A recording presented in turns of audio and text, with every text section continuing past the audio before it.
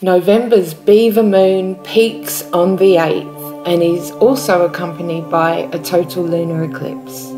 Eclipses signify significant periods of change and transformation, and a lunar eclipse reveals energies that help us to complete a journey or shift our course in some way. The Beaver moon will sit in the zodiac constellation of Taurus, and when the moon is in Taurus, it influences our deep need for security centered in the material world, which is perfect as this aligns with the different November moon names that highlight the actions of animals preparing for the winter and the onset of the colder days ahead.